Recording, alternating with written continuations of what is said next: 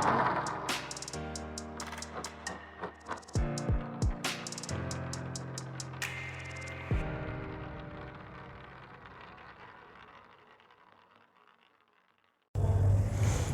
बच्चों, कैसे आप सभी? आप सभी का फिजिक्स मंत्रा में स्वागत है। Myself JS Chauhan, physics faculty. और आज हम लोगों का टॉपिक है ऑसिलेशन, है ना। ऑसिलेशन भी मान के चलिए कंपटीशन के हिसाब से बढ़िया टॉपिक है। और सबसे बड़ी बात है कि यहाँ पर हमें इस चैप्टर में क्या बेसिक नीड है, क्या मतलब, जैसे हमने पढ़ा कोलिजन, तो कोलिजन में हमने देखा कि वहाँ पर एक चीज़ बार बार रिपीट हो रही, that is law of conservation of linear momentum, है ना। तो कोलिजन कोई सा भी था तो वहाँ पर हमने कंजर्वेशन ऑफ लीनियर मोमेंटम की बात की थी। ऐसा हर एक चैप्टर में होता है जहाँ पर कुछ छोटी छोटी बातें पूरे चैप्टर को चलाती रहती हैं। जैसे कि ऑसिलेशन की बात करें तो ऑसिलेशन में एक पॉइंट आपको मिलेगा जिसको कहा जाता है रीस्टोरिंग फोर्स, है ना। एक ही पॉइंट है जिसके भी आप पर पूरा चैप्टर हमें पढ़ना है, रीस्टोरिंग फोर्स।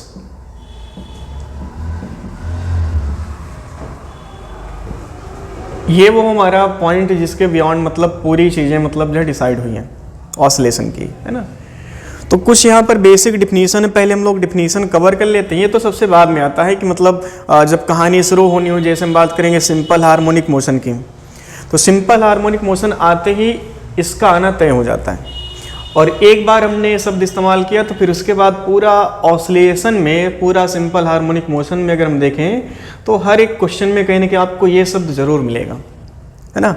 मिले कि आप इसको खोजेंगे, इसको खोजना पड़ेगा हमको, है ना। जैसे हम सर्कुलर मोशन की बात करें, वहाँ पर क्या होता है क्वेश्चन में, सेंट्रीपिटल फोर्स, है ना। वैसे यहाँ पर रिस्टोरिंग फोर्स होता है। थोड़ा स्टॉप करो। चलिए बच्चों देखते हैं। तो हमने भी बोला कि इसमें कुछ बेसिक डिफिनीशन है, उनको हमें याद रखना है। तो पहली हेडिंग क्या है, पीरियोडिक मोशन। पीरियोडिक मोशन, तो इसमें क्या लिखा, if the particle repeats its motion after a certain interval of time, है ना। फिर ऑसिलेटरी मोशन हमने लिखा, to and fro motion of particle about a fix point.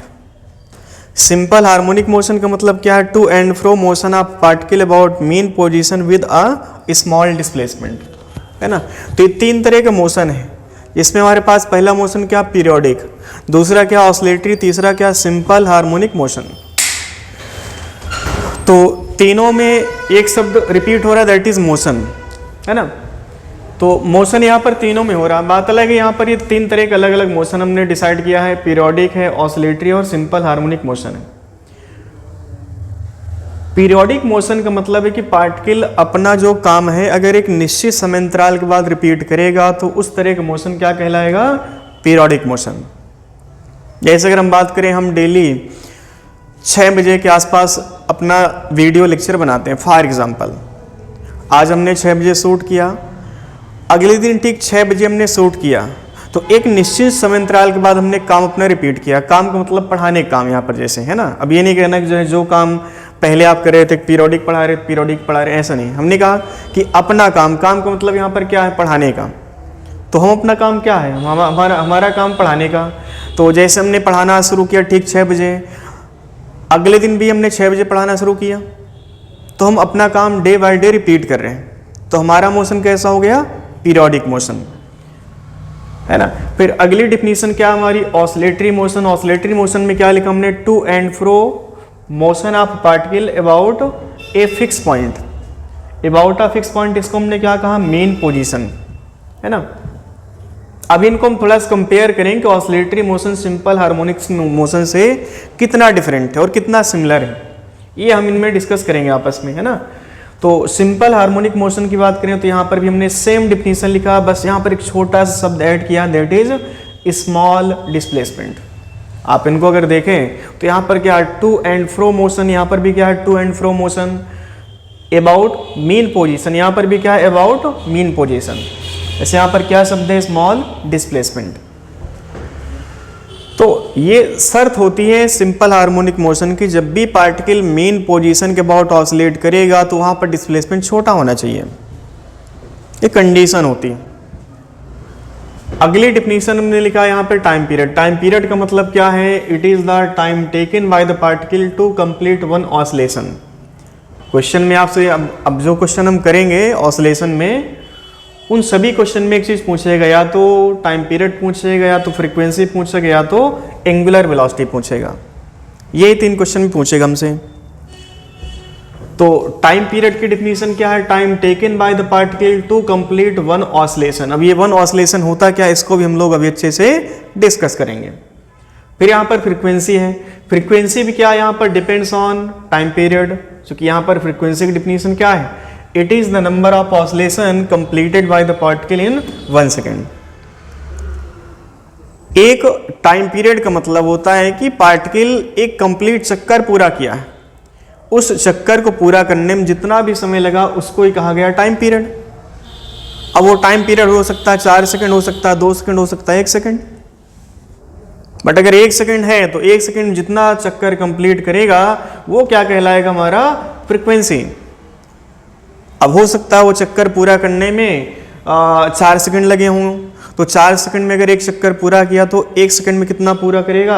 1/4, है ना। अगर हम ये कहें कि मान लो कोई पार्टिकल है 4 सेकंड में एक सर्कल कंप्लीट करता है, एक चक्कर पूरा करता है, तो बताओ 1 सेकंड में कितना करेगा? 1/4। तो पर सेकंड जितना भी number of oscillation particle complete करता है उसको ही कहा जाता है फ्रीक्वेंसी। तो इनमें और इनमें रिलेशन यहाँ पर एक आ गया। फ्रीक्वेंसी इक्वल टू क्या? 1 टाइम है। अगर फ्रीक्वेंसी की यूनिट की बात करें तो यूनिट क्या होगा इसका बताओ? यूनिट ऑफ फ्रीक्वेंसी क्या लिखें बोलो? यूनिट ऑफ फ्रीक्वेंसी हम लिखेंगे 1/सेकेंड, या आप इसको सेकेंड इनवर्स लिख सकते हैं, है ना। आगे जैसे आप बढ़ोगे तो वहां पर फ्रीक्वेंसी आप यूनिट ऑफ फ्रीक्वेंसी हर्ट्ज भी होता है ना। तो जैसे जैसे आप आगे बढ़ेंगे वहां पर फ्रीक्वेंसी की यूनिट चेंज होता चला जाएगा, है ना। तो एंगुलर वेलोसिटी हमने पढ़ा। एंगुलर वेलोसिटी का मतलब क्या है? इट इज एंगुलर डिस्प्लेसमेंट पर सेकेंड। तो अगर हम ये कहें कि एक सर्कल पूरा करने में, जैसे मान लो यहाँ पर एक सर्कल है, इस सर्कल को पूरा करने में कितना समय लगा पार्टिकल को बताएं। अगर मान लो इनिशियल पॉइंट हमारा, और पार्टिकल इस सर्कल में यहाँ चलना शुरू करता है, तो जब तक ये चला है और घूम करके वापस अपने इनिशियल पॉइंट पर आएगा, तब तक जो समय इसने लिया है उस समय को कहा जाता है टाइम पीरियड, है ना। इसको कहा जाएगा टाइम पीरियड। अच्छा ठीक है। अब एक बात हमको ये भी पता है कि एक चक्कर पूरा करने का मतलब कि सरकमफ्रेंस लेंथ जो होगी वो कितना होगी? 2πr। जब पार्टिकल चलेगा सर्कल में तो एक सर्कल पूरा करने में कितना डिस्टेंस चलेगा? 2πr। अगर हम ये कहें पार्टिकल कितना एंगल रोटेट किया है, तो कितना एंगल रोटेट किया टी टाइम में बोलो? 360 डिग्री, या आप इसको कह सकते हैं 2π। ठीक है। 1 सेकंड में कितना एंगल रोटेट करेगा बोलो?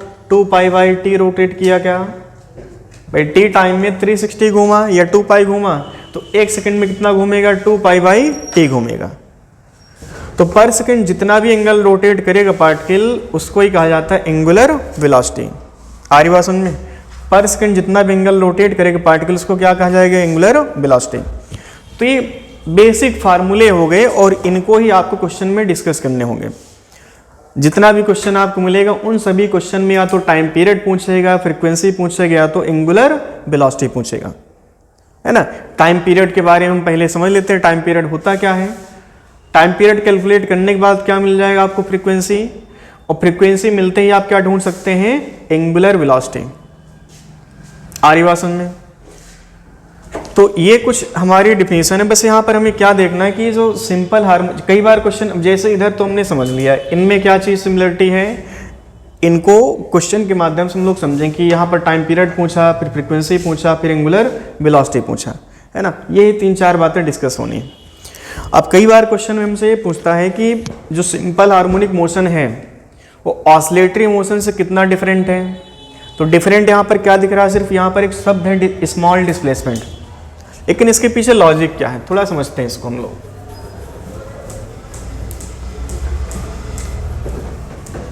स्टॉप करो थोड़ा। चलिए समझते हैं कि ऑसिलेटरी मोशन और सिंपल हार्मोनिक मोशन में क्या अंतर है। थोड़ा सा इसको समझना पड़ेगा हमको कई बार क्वेश्चन पूछेगा every simple harmonic motion said to be oscillatory motion, ये स्टेटमेंट सही गलत है, या हम ये कहें कि every oscillatory motion said to be simple harmonic motion, है ना।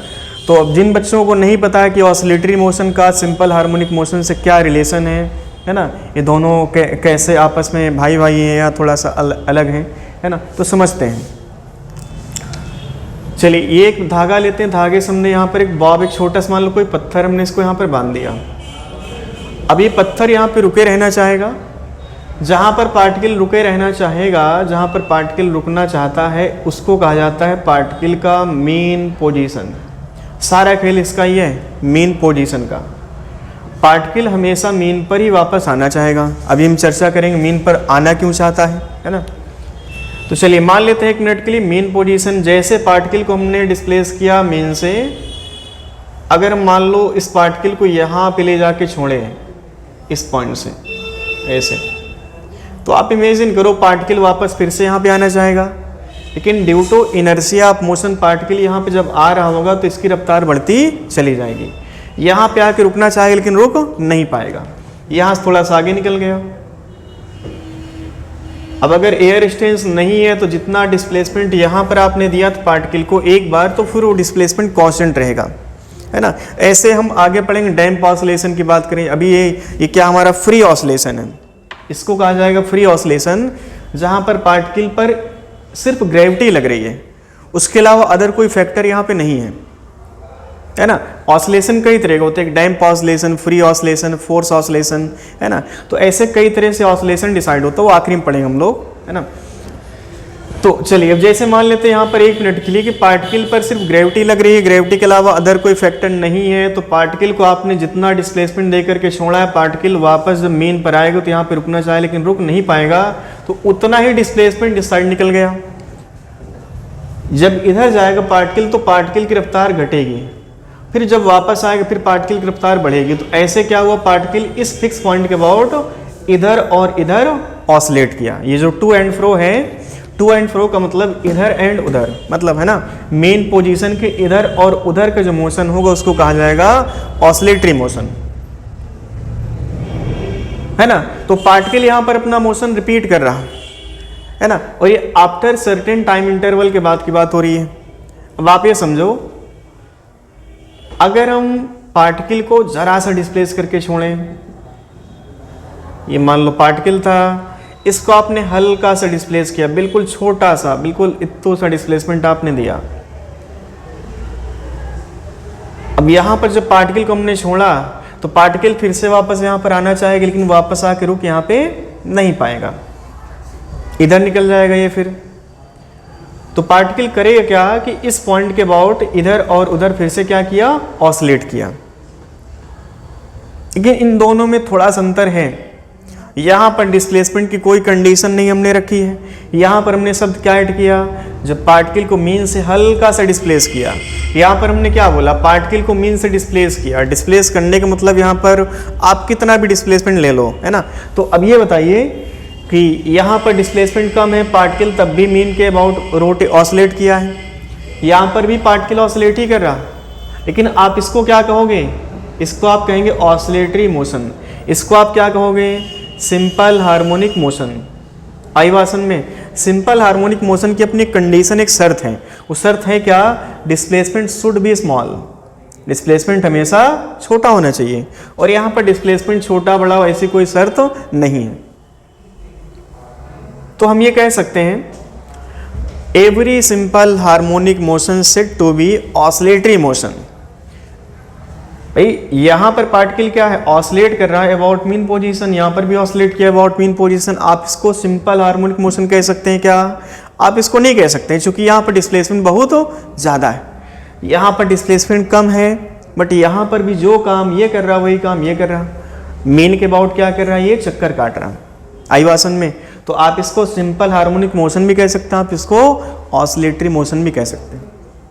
आई भाषण में तो ये हो गया हमारा ऑसिलेटरी सिंपल हार्मोनिक मोशन के बीच का थोड़ा सा डिफरेंस, है ना। अब कई बार क्वेश्चन आपसे पूछेगा कि कोई पार्टिकल है जिसका इक्वेशन है, हमने दे दिया। जैसे हम ये बोले कि पार्टिकल की जो इक्वेशन है y = ए साइन ओमेगा टी, ऐसे मान लेते हैं। ये डिस्प्लेसमेंट की इक्वेशन है पार्टिकल की, जो यहाँ पर आपने डिस्प्लेसमेंट वाई दिया है मीन से, वो टी टाइम का जो डिस्प्लेसमेंट है y equal to a sine omega t. ठीक है, अब हम ये कहें कि पार्टिकल का मोशन इसके बिहाफ पर कैसा है, ऑसिलेटरी है, सिंपल हार्मोनिक मोशन है, पीरियोडिक है या रेक्टिलिनियर मोशन है, ये हमसे क्वेश्चन पूछेगा। तो इक्वेशन देकर क्वेश्चन पूछा तो हमें यहाँ पर प्रूव करना पड़ेगा कि गिवन इक्वेशन क्या है, सिंपल हार्मोनिक मोशन है कि रेक्टिलिनियर है या फिर ऑसिलेटरी मोशन है ना। तो चलिए अब थोड़ा सा हम आगे बढ़ते हैं, स्टॉप करो थोड़ा। चलिए देखते हैं कॉज ऑफ ऑसिलेशन। ऑसिलेशन का मुख्य कारण क्या है ना। और ऑसिलेशन का मतलब ये नहीं कि हम बात यहाँ पर सिर्फ वो सिंपल हार्मोनिक मोशन करने जा रहे हैं, है ना। तो यहाँ पर हम ये कहते हैं कि पार्टिकल का जो कॉज है, क्या कारण है जिस कारण से यहाँ पर पार्टिकल ऑसिलेट कर रहा। तो ऐसा मान लेते हैं कोई पार्टिकल जिस पर लग रहा फोर्स F बराबर माइनस के एक्स की power n, F equal to minus k into x की पावर n, ऐसा कोई फोर्स लग रहा पार्टिकल पे। तो अब यहाँ पर इनका हम कई सारा डाटा चूज कर सकते हैं, हम इसको इवन भी रख सकते हैं, इसको ऑड भी रख सकते हैं, है ना। तो अगर हम मान लो कुछ ऐसा चूज करते हैं, if n equal to 2, 4, 6 and so on. n का नंबर कैसा, यहाँ पर n कैसा हमारे पास इवन नंबर है ना। और x की बात करें, x यहाँ पर आप पॉजिटिव भी ले सकते हैं और आप x यहाँ पर निगेटिव भी ले सकते हैं। अच्छा चलिए इसको एक फिगर के माध्यम से हम लोग समझते हैं। ये कोई पार्टिकल है जहां पर हम x बराबर लिखते हैं 0। अब आप ये बताओ कि x इक्वल टू 0 पर n कुछ भी ले लो, ये पूरा पैरामीटर क्या हो जाएगा हमारा, 0 हो जाएगा। नेट फोर्स की बात करें कितना बन रहा है, यहाँ पे 0 बन रहा। अब जहां पर पार्टिकल पर नेट फोर्स 0 बनता है उसको कहा जाता है मीन पोजीशन, इसको कहा जाएगा मीन पोजीशन। ठीक है, इसको कहा जाएगा मीन पोजीशन। इधर की बात करें तो यहाँ पर जो x होगा हमारा कैसा होगा, पॉजिटिव होगा। इधर की बात करें तो x कैसा होगा हमारा, बोले निगेटिव होगा। अच्छा x इक्वल टू पॉजिटिव पर अगर हम ये फार्मूला यूज करने, k यहाँ पर एक पॉजिटिव कांस्टेंट है ना, k यहाँ पर एक पॉजिटिव कांस्टेंट है, तो माइनस के इंटू एक्स की पावर आप n लिख सकते हैं। यहाँ पर मान लो हमने 2 ले लिया फॉर एग्जाम्पल, सबसे कम नंबर यहाँ पर n का हमने 2 रख लिया, 2 के बाद 4, 6 ऐसे आप रखते जा सकते हैं, बट यहाँ पर n का मिनिमम नंबर हमने 2 ले लिया। अब आप ये बताओ कि x अगर हमने यहाँ पर पॉजिटिव लिया है इस पॉइंट पे, तो बताओ फोर्स कैसा होगा, निगेटिव होगा पॉजिटिव होगा। k यहाँ पर कोई कांस्टेंट जिसको कहा जाएगा पॉजिटिव कांस्टेंट, ये एक पॉजिटिव कांस्टेंट है, एक धनात्मक नियतांक है। अब आप ये बताओ कि x यहाँ पर पॉजिटिव है, तो बताओ f कैसा हमारा, पॉजिटिव का स्क्वायर क्या बनेगा, पॉजिटिव, और माइनस पहले से ही लगाया तो यहाँ पर फोर्स कैसा बन गया बताओ, निगेटिव। मतलब पार्टिकल का जो डिस्प्लेसमेंट है वो कहाँ पर है, पॉजिटिव एक्स एक्सिस में, बट फोर्स कहाँ पे लग रहा बताओ, निगेटिव एक्स एक्सिस में। पार्टिकल यहाँ पे रुका था, हमने इसको क्या किया कि पार्टिकल को मीन से कुछ दूरी डिस्प्लेस किया along पॉजिटिव एक्स एक्सिस। जैसे यहाँ पर पार्टिकल को हमने छोड़ा तो पार्टिकल वापस फिर से मीन पर आना चाह रहा। अब एक बार हम फिर से चेक करते हैं, पार्टिकल जब मीन से गुजर करके निगेटिव एक्स में गया होगा तो निगेटिव एक्स में जाते समय इस पर फोर्स कहाँ पे लग रहा होगा।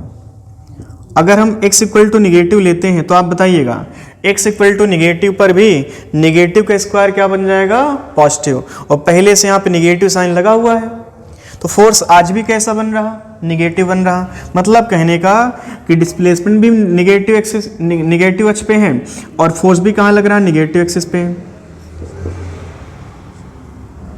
भाई डिस्प्लेसमेंट कैसा हमारा, निगेटिव है, फोर्स कैसा बन रहा, निगेटिव। मतलब पार्टिकल पर फोर्स एक ही तरफ लग रहा, मतलब कि पार्टिकल क्या वापस मीन पर आ सकता है। अब मीन से आपने अगर इधर डिस्प्लेस किया तो पार्टिकल मीन की तरफ आएगा, लेकिन आने के बाद निगेटिव जब जाएगा तो फिर ये वापस नहीं आएगा। अब आप ये कह सकते हैं कि पार्टिकल का जो मोशन है वो एक तरह से इस लाइन पर बढ़ता चला जाएगा और पार्टिकल वापस कभी नहीं है, तो आप कह सकते हैं पार्टिकल का मोशन है कैसा, पार्टिकल का मोशन स्ट्रेट लाइन। आ रही बात समझ में? पार्टिकल किस पाथ पे चल रहा है, एक स्ट्रेट पाथ पे चल रहा और चलते चलते वापस कभी आया नहीं। आई बात समझ में? तो अगर हमारे पास इनका इवन नंबर है तो पार्टिकल का जो मोशन होगा वो कैसा मोशन होगा, स्ट्रेट लाइन मोशन। आप इसको ये भी कह सकते हैं रेक्टिलिनियर मोशन। यहाँ पर जो पार्टिकल का मोशन डिसाइड हुआ है दैट इज रेक्टिलिनियर मोशन। कैसा मोशन है बच्चों, रेक्टिलिनियर मोशन। आई बात समझ में? चलिए इसमें हम एक दूसरा केस लेते हैं। अगर मान लेते हैं जो n है हमारा वो ऑड नंबर है, 3, 5, 7 एंड सो ऑन। ठीक है, यहाँ पर ये ऑड नंबर आ गया है ना। अच्छा चलिए फिर से हम जानते हैं कि x हमारा पॉजिटिव हो सकता है और साथ ही साथ यहाँ पर ये निगेटिव हो सकता है।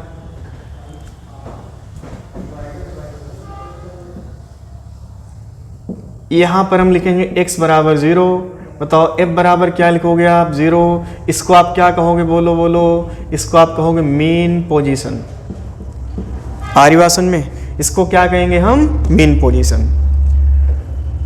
अब अगर पार्टिकल को आपने पॉजिटिव x में डिस्प्लेस किया है तो आप बताएं फोर्स कहाँ पे लग रहा होगा। हमारे पास फोर्स का फंक्शन पहले से ही रेडी है, F इक्वल टू -k(x⁻n) है।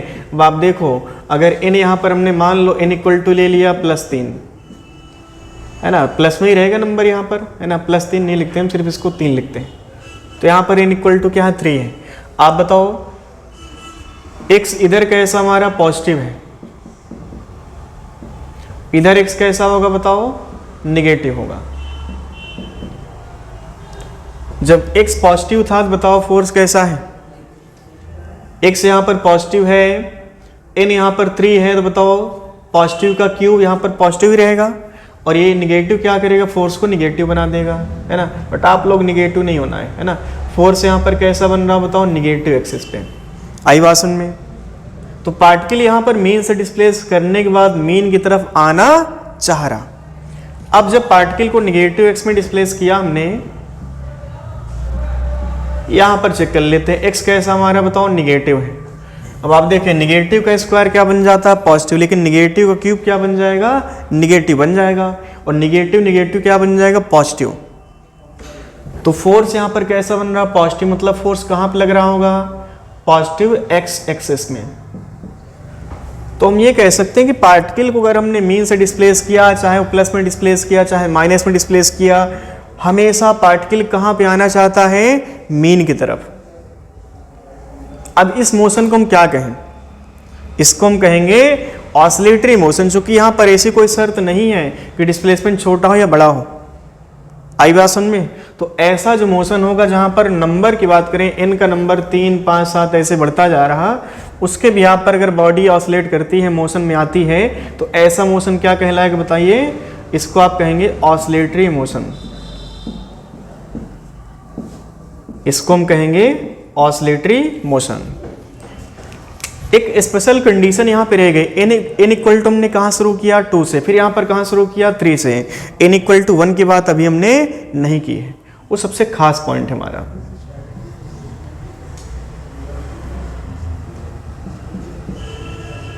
अगर n इक्वल टू आपने 1 ले लिया है तो बताइए फोर्स का फंक्शन क्या बनेगा, -k(x⁻1) है। तो -kx आप लिख सकते हैं इसको।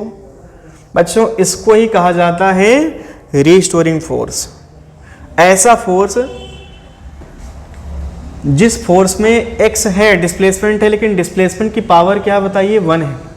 तो ऐसे फोर्स को हम क्या कहेंगे, रीस्टोरिंग फोर्स। इसको ही कहा जाता है रीस्टोरिंग फोर्स। जो बच्चे हिंदी माध्यम से हैं उनको हम बता दें, इसको कहा जाता है प्रत्यानयन बल, है ना। तो हिंदी वाले थोड़ा समझ सकते हैं, लेकिन अंग्रेजी वालों को अगर हम बोलें कि प्रत्यानयन बल होता है ऐसा कुछ, तो बच्चे खोपड़ी खुजाएंगे, भाई साहब प्रत्यानयन कहाँ से आ गया, है ना। नयन सुना था लेकिन प्रत्या, अब वो एक अलग चीज़ हो गई, है ना। तो ये हो गया है रीस्टोरिंग फोर्स। चलिए इसकी भी कुछ कंडीशन देख लेते हैं। जैसे मान लो ये जो है मीन पोजीशन हो गया x equal to 0, f equal to क्या लिखेंगे 0, इसको हम क्या कहेंगे बोलो, इसको हम कहेंगे मीन पोजीशन। पार्टिकल को आपने प्लस x में डिस्प्लेस किया है, अब बताओ फोर्स कहाँ पे लग रहा होगा, x पॉजिटिव है और यहाँ पर ये माइनस साइन है, तो यहाँ पर फोर्स कैसा हो जाएगा, निगेटिव। मतलब कि बॉडी कहाँ पे आना चाह रही है, मीन पे। जब आपने बॉडी को मीन से डिस्प्लेस किया प्लस में, तो बॉडी मीन की तरफ आना चाह रही थी। अगर हम निगेटिव x में डिस्प्लेस करें, अब बताओ माइनस है यहाँ पर, x हमने क्या ले लिया माइनस, जब x माइनस लोगे तो यहाँ पर माइनस माइनस क्या बन जाएंगे, प्लस। तो बॉडी पर लगने वाला फोर्स कहाँ पर लग रहा है बताओ, कहाँ लग रहा है force, negative positive x axis में। तो जब हमारा x निगेटिव था तो फोर्स कैसा है, पॉजिटिव। जब x पॉजिटिव है तब फोर्स कैसा है, निगेटिव है। बट यहाँ पर पार्टिकल जब ऑसिलेट करेगा तो डिस्प्लेसमेंट यहाँ पर बहुत ज़्यादा नहीं होगा। इस तरह का मोशन जो कहलाएगा इसको आप कहेंगे सिंपल हार्मोनिक मोशन। इसको हम कहेंगे सिंपल हार्मोनिक मोशन। आ रही बात समझ में? तो ये रेक्टिलिनियर मोशन आप इसको कह सकते हैं, आप इसको स्ट्रेट लाइन मोशन भी कह सकते हैं। आप इसको क्या कह सकते हैं, स्ट्रेट लाइन मोशन। लेकिन क्वेश्चन में आपको स्ट्रेट लाइन शब्द नहीं दिया होगा, वहाँ पर थोड़ा एग्जामिनर सोच समझ के ऑप्शन में बोलेगा रेक्टिलिनियर मोशन, तो बच्चा कंफ्यूज हो जाता थोड़ा सा कि यार रेक्टिलिनियर मोशन होता क्या है ना। स्टॉप करो। चलिए बच्चों, तो अभी हमने सीखा कि हमारे पास जो मोशन था 3 तरह का था, ऑसिलेटरी, और हमने रेक्टिलिनियर की बात कर ली यहाँ पर हमने, है ना, और हमने सिंपल हार्मोनिक मोशन की बात भी की थी। तो क्वेश्चन कुछ ऐसे पूछा कि मान लो किसी बॉडी पर लगने वाला फोर्स माइनस के x-3 पावर 2 है। ऐसे यहाँ पर और भी हमने कुछ एग्जाम्पल लिख दिए हैं। तो क्वेश्चन यहाँ पर ये है कि इन फोर्स के दौरान जो पार्टिकल का मोशन डिसाइड होगा उस मोशन का नाम क्या होगा। तो आप ये बताइए कि यहाँ पर पावर कैसी है, 2 है, तो इसके बिहाफ पर हमने भी क्या सीखा था बताओ। जब पार्टिकल पर लगने वाला फोर्स और जो x है डिस्प्लेसमेंट, अगर उसकी पावर इवन है तो कैसा मोशन डिसाइड हुआ था, हमने इसको बोला था रेक्टिलिनियर मोशन, है ना। तो इसको आप क्या कहेंगे, रेक्टिलिनियर मोशन कहेंगे, है ना। बहुत बेसिक क्वेश्चन पूछा हमने, बहुत टफ नहीं कह सकते हैं आप इसको। अगर मान लो इससे पहले आप ना सीखे होते हैं तो आप क्या करते बताओ, यहाँ पर इसको आप देखकर बता सकते थे क्या कि मोशन कैसा है पार्टिकल का, है ना। तो बहुत बेसिक से न्यूमेरिकल है, जहाँ पर आपने जो अभी सीखा है उसके बिहाफ पर आप बिना पेन खोले आंसर दे सकते हैं। पावर कैसा यहाँ पर 3 है, मतलब ऑड नंबर है। जब भी ऑड होगा तो हम ऑड के बिहाफ पर क्या पढ़े बोलो, इसको हम कहेंगे ऑसिलेटरी मोशन। इसको हम कहेंगे ऑसिलेटरी मोशन। यहां पर देखें x की पावर क्या है, 1 है, इसको आप क्या कहोगे, सिंपल हार्मोनिक मोशन।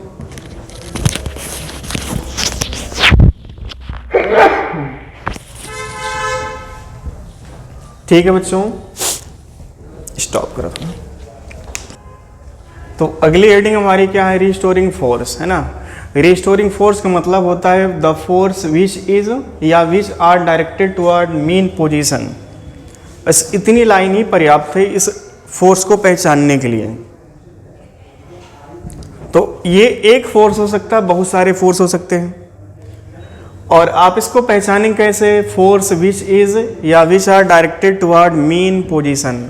उन सभी फोर्स को हम क्या कहेंगे, रिस्टोरिंग फोर्स कहेंगे। ये हमने यहाँ पर लिखा भी कि ग्रेविटी हो सकता है, इलेक्ट्रोस्टैटिक फोर्स हो सकता है, बायंसी हो सकती है, और भी फोर्स हो सकते हैं, है ना।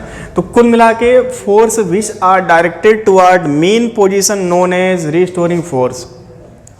और हमेशा जो डायरेक्शन होगी रिस्टोरिंग फोर्स की कहाँ पर होगी, मीन की तरफ होगी।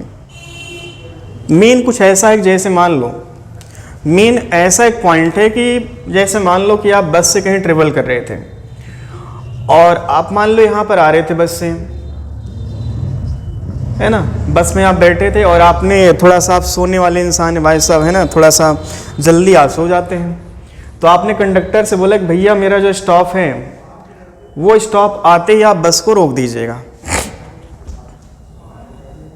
तो जैसे स्टॉप मान लीजिए आपका फॉर एग्जांपल कोई पर्टिकुलर पॉइंट है, इस पॉइंट पर आपको मान लो बस को रोकना था, तो कंडक्टर से आपने बोल दिया था, लेकिन अब कंडक्टर भी थोड़ा सा था आलसी, तो जैसे यहाँ पर बस यहाँ पर पहुँची तब आपकी नींद खुली कि यार हमको तो यहाँ पर उतरना था।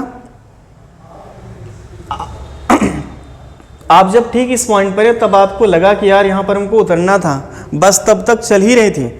जैसे आपने बस वाले से बोला कि भाई बस रोक दो, तो बस यहाँ पर आपने बोला, लेकिन बस यहाँ पे नहीं रुकेगी, बस थोड़ा सा आगे निकल गई। जब बस यहाँ पर निकली तो बस वाले से आपने बोला कि भैया थोड़ा पीछे कर लो यार, मेरा स्टॉप थोड़ा पीछे रह गया है ना। तो बस वाला जो है यहाँ पर आपने बस वाले को बोला कि यार मुझे यहाँ पर उतरना था, लेकिन आपने ठीक उस टाइम पर बोला जब यहाँ पर बस पहुँची थी। तो जैसे ही बस आगे निकली तो आपने यहाँ पर बस को रुकवा पाए। तो बस वाले से आपने बोला कि भैया मेरा स्टॉप पीछे है यार, मुझे पीछे थोड़ा सा बैक कर लो। जैसे पीछे बस आई तो आपने ठीक इस पॉइंट पर फिर से बोला कि यार स्टॉप यहाँ पे आ गया है, उतार दो, लेकिन बस यहाँ पे रुकी नहीं थी। आप इमेजिन कीजिए, बस आई जब यहाँ पर पहुँची बस, तब आपने रोकने के लिए बोला, लेकिन बस यहाँ पे रुक नहीं पाई, इधर निकल गई। फिर बस पीछे आ रही है, जब पीछे आई तो आपने यहाँ पर जैसे ही बस पहुँची फिर आपने बोला कि भैया रोक लो, थोड़ा फिर बस आगे निकल गई। फिर आपने बस वाले बोला यार स्टॉप मेरा थोड़ा आगे रह गया भाई साहब, तो आगे लेके आया, फिर से यहाँ पर आप नहीं रुकवा पाए, थोड़ा सा बस आगे निकल गई। तो हुआ क्या कि बस जो है इस स्टॉप को, इस फिक्स पॉइंट को मान करके इधर और इधर ऑसिलेट कर रही है। आई वासन में तो ये आपका स्टॉप, आप यहाँ पर हमेशा रुकना चाहें लेकिन आप रुक नहीं पाएंगे, क्योंकि एक बार बॉडी मोशन आ चुका है तो मोशन वो कंटिन्यूअस बना ही रहेगा अगर बॉडी पर कोई एक्सटर्नल फोर्स ना लगे, according to inertia of motion. ये बात हमने पहले पढ़ रखी है मोशन में, न्यूटन्स लॉ ऑफ मोशन में। तो ठीक ऐसे जब कोई पार्टिकल को डिस्प्लेस किया जाता है मीन पोजीशन से, तो पार्टिकल हमेशा मीन पर आके रुकना चाहेगा लेकिन रुक नहीं पाता है। अगर पार्टिकल पर लगने वाला फोर्स सिर्फ ग्रेविटी है, या मतलब जो मोशन के दौरान फोर्स हैं उनके अलावा जैसे एयर रेजिस्टेंस की बात कर लें, फ्रिक्शन की बात कर लें, वो फोर्स अगर नहीं है, तब की बात अगर हम करें, पार्टिकल को अगर हमने एक बार डिस्प्लेस किया तो पार्टिकल हमेशा मीन पर आके रुकना चाहे लेकिन रुक नहीं पाएगा due to its inertia of motion. अब ये बार बार शब्द रिपीट हो रहा, मीन पोजीशन, मीन पोजीशन, ये है क्या मीन पोजीशन?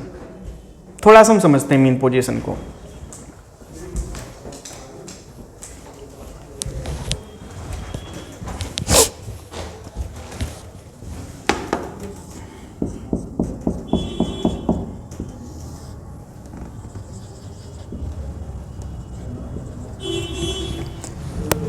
चलिए यहां पर हमने क्या किया, धागे से एक छोटे से पत्थर को यहां पर बांध दिया, इसका मास मान लो m है, तो इस टाइम पर इसका जो वेट होगा नीचे लग रहा होगा mg।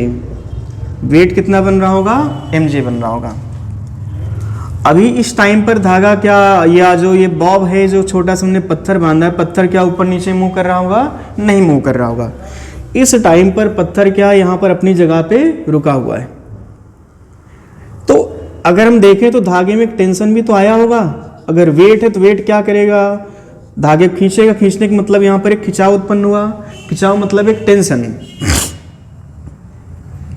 अब इस टाइम पर अगर हम देखें तो जो टेंशन है ठीक mg के बराबर है, मतलब ये कह सकते हैं इस पॉइंट पर net force on the particle is equal to 0।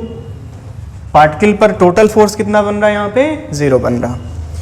आप इसको क्या कहेंगे? Mean position. इसको ही कहा जाता है मीन पोजीशन।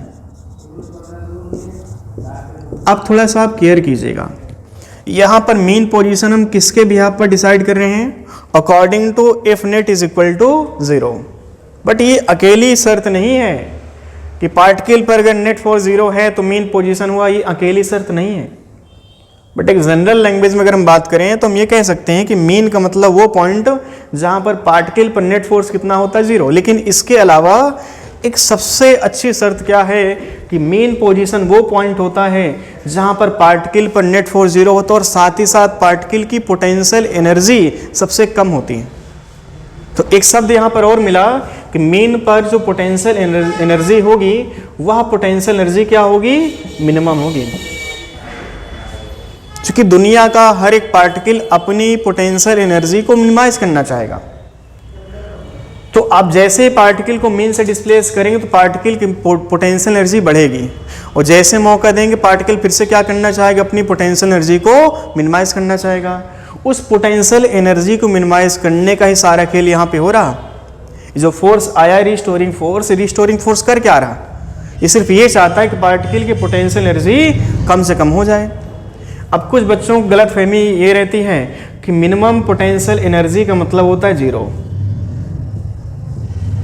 बच्चों को लगता है कि मिनिमम पोटेंशियल एनर्जी जो होती है वो जीरो होगी, बट ऐसा नहीं है। ये जीरो भी हो सकती है, ये पॉजिटिव भी हो सकती है, और ये निगेटिव भी हो सकती है। अगर जीरो तक ही न्यूनतम बात जा सकती है, जीरो ही हमारा क्या होगा, मिनिमम।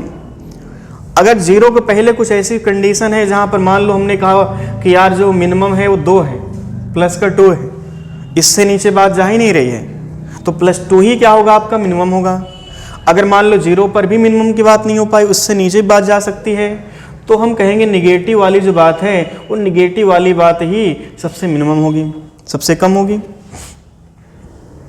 तो मेन पोजीशन ढूंढने का मतलब कि एफ नेट इक्वल टू 0 तो होना ही होना है, साथ में आपको ये कंडीशन भी फुलफिल करना पड़ेगा। तो कई बार क्वेश्चन में हमसे पूछेगा locate the mean position. Mean position हम कैसे फाइंड आउट करेंगे, तो उसके लिए मान लो पोटेंशियल एनर्जी कुछ फंक्शन दिया होगा as a function of displacement, तो हमें किस डिस्प्लेसमेंट पर पोटेंशियल एनर्जी मिनिमम मिलेगी। और मिनिमम पोटेंशियल एनर्जी का मतलब है कि वो जो पॉइंट करेस्पॉन्ड करेगा, कहाँ पे करेस्पॉन्ड करेगा, ठीक मीन पोजीशन पे। तो आपसे इनडायरेक्टली मीन पोजीशन पूछना चाह रहा हूँ आई वासन में। तो अभी हम ऐसे क्वेश्चन करेंगे जहाँ पर हमें पोटेंशियल एनर्जी मिनिमम करना पड़ेगा, और जहाँ पर पोटेंशियल एनर्जी मिनिमम होगी उसको ही क्या कहोगे आप, मीन पोजीशन। और जो x होगा वो x आपका पॉजिटिव भी हो सकता है, जहाँ पर पोटेंशियल एनर्जी मिनिमम है वहाँ पर x पॉजिटिव भी हो सकता है, x निगेटिव भी हो सकता है, और x यहाँ पर 0 भी हो सकता है। x यहाँ पर है क्या चीज, इसको हमने बोला डिस्प्लेसमेंट। हमने शब्द क्या बोला, डिस्प्लेसमेंट। और आप जानते हैं displacement can be positive, can be negative, can be 0। और पोटेंशियल एनर्जी की बात करें तो पोटेंशियल एनर्जी भी क्या हो सकती है, 0 भी हो सकती है, पॉजिटिव भी हो सकती है, और साथ में नेगेटिव भी हो सकती है। क्योंकि पोटेंशियल एनर्जी का जो रिलेशन है वो डिपेंड करता है डिस्प्लेसमेंट पे आई वासन में। तो मीन पोजीशन का मतलब होता है कि पार्टिकल की जो पोटेंशियल एनर्जी होगी सबसे कम होगी, और साथ ही साथ उस पॉइंट पर पार्टिकल पर टोटल फोर्स कितना बन रहा होगा, 0। और इसी पोटेंशियल एनर्जी को मिनिमाइज करने के लिए पार्टिकल हमेशा मीन से डिस्प्लेस होने के बाद मीन पर आना चाहेगा, लेकिन रुक नहीं पाएगा due to inertia of motion. तो कॉज ऑफ ऑसिलेशन की बात करें तो एक फोर्स लगता है, और वो फोर्स करना क्या चाहता है, फोर्स हमेशा यही चाहता है कि पार्टिकल की पोटेंशियल एनर्जी न्यूनतम हो जाए। भाई साहब जैसे आप मान लो कई बार बैठे बैठे आप सो गए, तो मौका मिलते ही आप क्या होते हैं, फैल जाते हैं। ऐसा क्यों, क्योंकि आपका वेट क्या करेगा, आपको नीचे गिरा देगा। क्योंकि वेट क्या करेगा, आपको सेंटर ऑफ मास, आपको जैसे मान लो हम खड़े खड़े सोएं, तो खड़े खड़े सो सकते हैं क्या हम, हमारा सेंटर ऑफ मास थोड़ा ऊंचाई पर है ग्राउंड से। जैसे मौका मिलेगा तो हम पहले बैठने की कोशिश करेंगे, बैठने पर भी स्टेबिलिटी फील नहीं होती, फिर हम क्या करते हैं, लेट जाते हैं। तो अब ये लिटाने वाला आपको कौन है, आपका खुद का वेट। आपका वेट ही आपको जो है, अब कोई मान लो कोई दुबला पतला इंसान है तो जल्दी नहीं गिरेगा, लेकिन कोई भारी भरकम इंसान भाई साहब सोते सोते वो सबसे पहले गिरेगा, क्योंकि उसका वेट ज़्यादा है आर्यवासन में। तो दुनिया की सारी बातें किस बात पे डिफाइंड हो रही हैं, पोटेंशियल एनर्जी पे। सिस्टम हमेशा, पूरे ब्रह्मांड की बात करें, सिस्टम क्या चाहता है, स्टेबिलिटी, और स्टेबिलिटी का मतलब potential energy will be minimum I बात समझे। चलिए अब समझते हैं कि मेन पोजीशन तो हमने समझ लिया। अब पार्टिकल मीन से अधिकतम कितना डिस्प्लेस हो सकता है उसको कहा जाता है एम्पलीट्यूड। अगर मान लीजिए पार्टिकल यहां पर अधिकतम इतना ही डिस्प्लेस हो सकता है,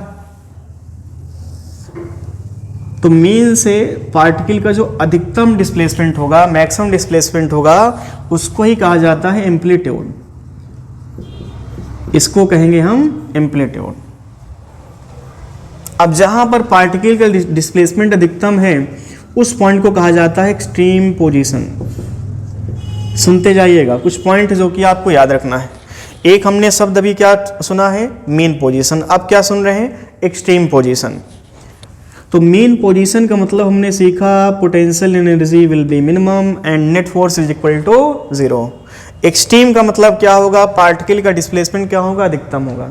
और अगर हम बात करें पार्टिकल इससे आगे नहीं जा सकता है, तो पार्टिकल पर अगर हम बात करें पार्टिकल की जो वेलोसिटी होगी इस एक्सट्रीम पोजीशन पे 0 हो जाएगी जाके। तो अभी इनको हम अलग अलग पढ़ेंगे कि मीन पर क्या क्या 0 होता है, एक्सट्रीम पर क्या क्या 0 होगा, वो सारा पैरामीटर हम आपको डिस्कस करेंगे। तो 2 पॉइंट यहाँ पे निकल के आए, मेन पोजीशन और एक्सट्रीम पोजीशन। मेन का मतलब एक बार फिर से हम रिपीट करें, मेन का मतलब F net equal to 0 and potential energy minimum. Minimum का मतलब यहाँ पर मिनिमम पॉजिटिव भी हो सकता है, नेगेटिव भी हो सकता है, साथ ही साथ ये 0 भी हो सकता है ना।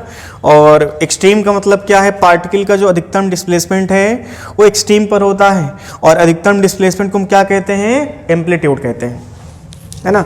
चलिए आगे बढ़ते हैं हम लोग, स्टॉप। चलिए हमें सीखना है कि हम कैसे रीस्टोरिंग फोर्स कैलकुलेट करेंगे, क्योंकि आपको इसके बाद जब हम ऑसिलेशन के बाद हम शुरू करेंगे सिंपल हार्मोनिक मोशन, तो उन सभी क्वेश्चन में एक चीज़ आपको सबसे पहले कैलकुलेट करनी पड़ेगी, दैट इज़ रीस्टोरिंग फोर्स। इसके बिना आपका क्वेश्चन आगे बढ़ने वाला नहीं है। तो कुछ यहाँ पर हम छोटे छोटे इलस्ट्रेशन ले रहे हैं जहाँ पर हमें सिर्फ ये फाइंड आउट करना है कि रीस्टोरिंग फोर्स कैसे हम कैलकुलेट करेंगे, है ना। तो जैसे मान लो ये पार्टिकल है, इस पॉइंट पर क्या था, रुका था, इसको आप क्या कहोगे, मेन पोजीशन। पार्टिकल को हमने हल्का सा डिस्प्लेस किया यहाँ पे।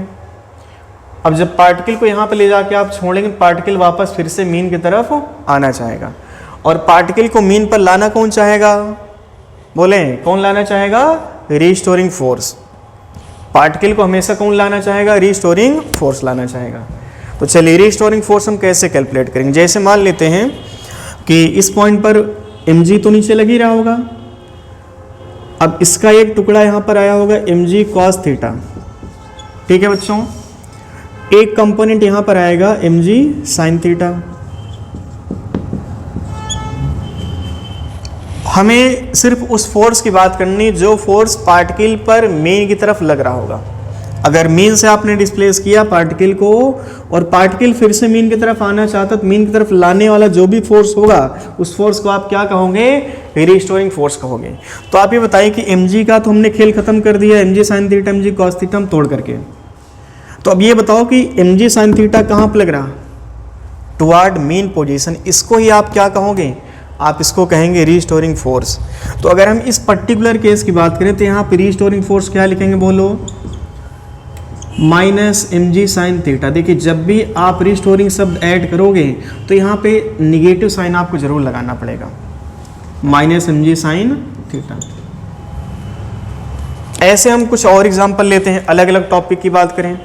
जैसे आप इलेक्ट्रोस्टैटिक पढ़ चुके हैं, तो इलेक्ट्रोस्टैटिक में होता क्या कि दो चार्ज होते हैं, उनके बीच क्या होता है, फोर्स ऑफ अट्रैक्शन या फोर्स ऑफ रिपल्सन, है ना। ये बहुत बेसिक सी बात है, हर एक बच्चे को पता होती है। जैसे मान लो यहाँ पे दो चार्ज हैं, ये दोनों चार्ज प्लस के हैं और ये दोनों चार्ज फिक्स हैं, इनको मान लिया फिक्स चार्ज। ठीक सेंटर पर एक चार्ज है जिसका नाम है निगेटिव, माइनस क्यू चार्ज, ठीक है। सेपरेशन बिटवीन द चार्जेस मान लेते हैं ए है। अब आप देखिए ऑसिलेशन की जो एक तरह से कहानी है, कहाँ कहाँ आप इसको फिट कर सकते हैं। ऑसिलेशन कहीं पर भी करवा सकते हैं, ऐसा कोई मतलब कहानी नहीं कि मतलब पर्टिकुलर एक ही टॉपिक पर बना है, या हम बात करें कि सिर्फ ऑसिलेशन यहाँ पर है या सिंपल हार्मोनिक मोशन सिर्फ इस केस में है। सिंपल हार्मोनिक मोशन आप यहाँ पर भी देख सकते हैं, और भी कुछ चैप्टर हैं जिनमें आप इसको कैलकुलेट कर सकते हैं, है ना। तो चलिए जैसे हम ये माने कि पार्टिकल ये वाला माइनस क्यू चार्ज फिक्स नहीं है, अब आप ही बताओ कि दो चार्ज के बीच लगने वाला फोर्स क्या होता है, F equal to k Q1 Q2 by r square. ये फार्मूला होता हमारा। अब आप ये देखें कि ये चार्ज कैसा पॉजिटिव, ये कैसा निगेटिव, इनके बीच क्या होगा, अट्रैक्शन, और वो अट्रैक्शन कहाँ पे लग रहा होगा, अंदर की ओर, है ना। F मान लेते हैं, ये भी कैसा चार्ज है, पॉजिटिव, ये कैसा है, निगेटिव, इनके बीच क्या होगा बताओ, अट्रैक्शन होगा। तो आप ये देखो कि इनके बीच की दूरी और इनके बीच की दूरी क्या इक्वल है, चार्ज के मल्टीप्लिकेशन की बात करें, जितना मल्टीप्लिकेशन आप चार्ज इस केस का उतना मल्टीप्लिकेशन आप चार्ज इस केस का है।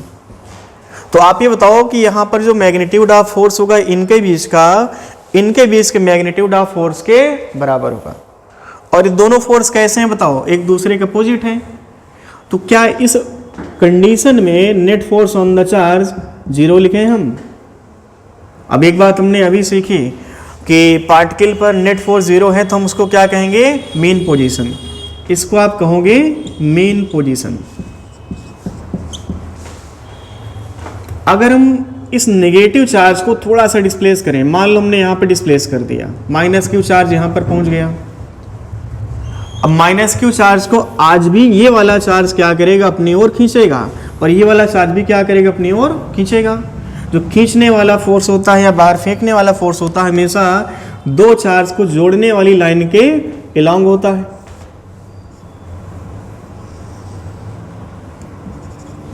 ये डिस्टेंस मान लेते हैं x है, तो ये डिस्टेंस मान लो r है, ये डिस्टेंस भी मान लो r है ना। क्योंकि जो डिस्टेंस बनेगी आपकी इस चार्ज से इस चार्ज के बीच की दूरी बराबर हो गई। अब आप ये बताओ इस नेगेटिव चार्ज पर ये पॉजिटिव चार्ज क्या करेगा? कहाँ पर फोर्स लगाएगा? अंदर की ओर लगाएगा अपनी तरफ। ये भी क्या करेगा? इसको अपनी ओर खींचेगा। सेम फोर्स है, बट आप देखें कि ये फोर्स अब क्या है? एक दूसरे के अपोजिट नहीं है, बराबर तो है लेकिन अपोजिट नहीं है। तो क्या कैंसिल आउट होंगे? नहीं हो पाएंगे। चलिए देखते हैं। जैसे मान लो हमने कुछ एंगल यहाँ पर मान लिया थीटा है, तो ड्यू टू सिमेट्री इधर भी एंगल थीटा ही आप सोचोगे। अब इसका यहाँ पर कंपोनेंट क्या बना होगा बोलो? आप इसको कहेंगे एफ कॉस थीटा। एक कंपोनेंट इसका यहाँ पे आया होगा, आप इसको क्या कहोगे? F sine theta. सेम चीज इधर भी होनी, इसका कंपोनेंट यहाँ पर बोले एफ कॉस थीटा, यहाँ पर कंपोनेंट क्या बना? F sine theta. अब आप ये बताओ कि पार्टिकल पर जो फोर्स लग रहा नेट इलेक्ट्रोस्टैटिक फोर्स कहाँ पे लग रहा? Toward mean position. तो क्या पार्टिकल वापस आना चाहेगा मीन पे? बिल्कुल आना चाहेगा। जब पार्टिकल मीन पर आ रहा होगा तो नेट फोर्स कितना हो जाएगा? यहाँ पर आकर के 0 हो जाएगा। लेकिन आप ये सोचें कि नेट फोर्स यहाँ पर 0 है लेकिन वेलोसिटी 0 नहीं होगी, यहाँ पर वेलोसिटी मैक्सिमम हो जाती है। तो पार्टिकल यहाँ पे अब आके रुकना चाहा लेकिन रुक नहीं पाया, थोड़ा सा नीचे निकल गया होगा। मान लो अगर निगेटिव चार्ज यहाँ पर आ गया होगा तो फिर से देखिए आप इनके बीच क्या लग रहा होगा? फोर्स, अट्रैक्टिव फोर्स होगा। बट अट्रैक्टिव फोर्स अब क्या होगा? टोटल फोर्स अंदर की तरफ ऐसे लग जाएगा। तो ऐसा लग रहा हमको कि जो पार्टिकल है माइनस क्यू चार्ज है वो इस पॉइंट के ऊपर नीचे क्या कर रहा है? ये ऑसिलेट कर रहा है। अगर डिस्प्लेसमेंट यहाँ पर छोटा है तो आप इसको सिंपल हार्मोनिक मोशन कहेंगे। अगर सिंपल हार्मोनिक मोशन है तो आप इस कैपिटल क्यू चार्ज का टाइम पीरियड भी कैलकुलेट कर सकते हैं, आप इसकी फ्रीक्वेंसी भी कैलकुलेट कर सकते हैं, आप इसकी एंगुलर फ्रीक्वेंसी या एंगुलर वेलोसिटी भी कैलकुलेट कर सकते हैं। तो हमने एक छोटा सा उदाहरण लिया कि ऑसिलेशन का मतलब दायरा बहुत ब्रॉड है, आप इसको जितना ज़्यादा लगाना चाहें लगा सकते हैं। अभी तो हम ये कुछ छोटे एग्जाम्पल यहाँ पर डिस्कस किए है ना। तो अब देखिए अगर कुछ बच्चे यहाँ पर ये कहें कि हमें F बराबर Q1 Q2 by r square आता है, तो वही चीज़ हम यहाँ पे लगा रहे हैं।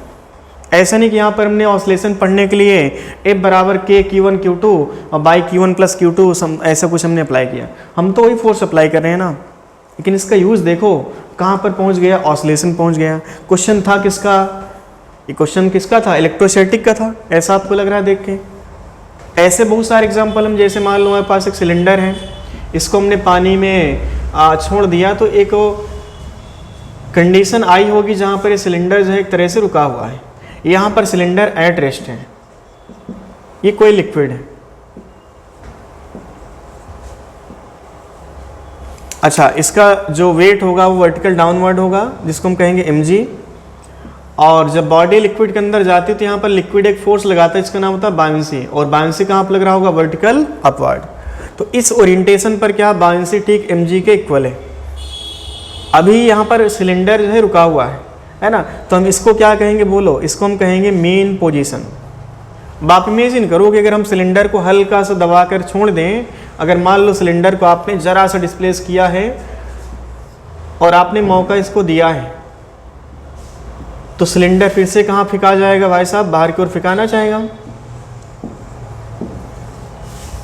देखो हमने सिलेंडर को इस पॉइंट से इतना और अंदर इसको धकेल दिया। जब ये फर्दर लिक्विड के अंदर जाएगा तो बायंसी होती क्या, बायंसी ये होती है भाई साहब कि जितना ज़्यादा बॉडी का वॉल्यूम इनसाइड लिक्विड होगा उतना ही ज़्यादा बॉडी पर लगने वाला होगा बायंसी। आईवासन में तो बायंसी हमेशा क्या चाहता है, बॉडी को बाहर फेंकना चाहता है। तो जैसे यहाँ पर बॉडी सिलेंडर जो है यहाँ पर लिक्विड के अंदर है, तो यहाँ पर जो बायंसी है ठीक mg के इक्वल है। अब mg तो चेंज हो नहीं सकता है, आप इसको कहीं भी रखो सिलेंडर को, वेट उतना ही रहेगा, लेकिन बॉडी का वॉल्यूम जितना लिक्विड के अंदर होगा उतना ही ज़्यादा क्या बनता जाएगा, बायंसी। जैसे आपने फर्दर इसको अंदर डिप्रेस किया तो हुआ क्या कि बायंसी यहाँ पर बढ़ गई होगी। पहले b था, अब यहाँ पर b plus rho a y into G हो जाएगा। बट वेट तो आज भी भाई साहब mg रहना है, इसमें कोई चेंज नहीं आएगा।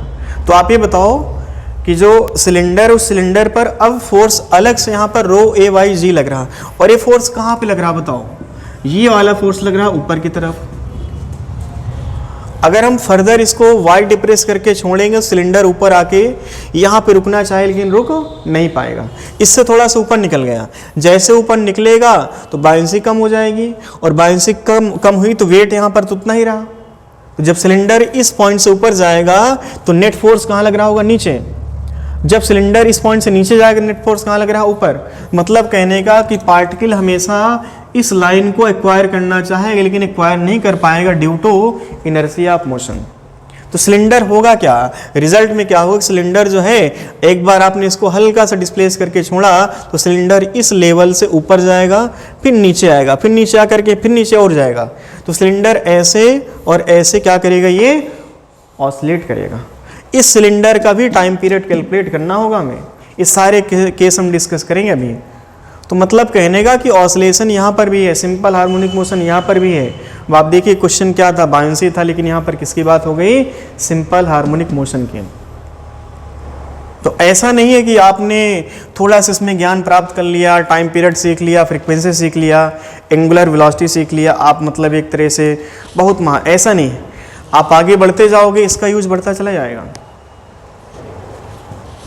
चलिए आगे बढ़ते हैं, स्टॉप करो।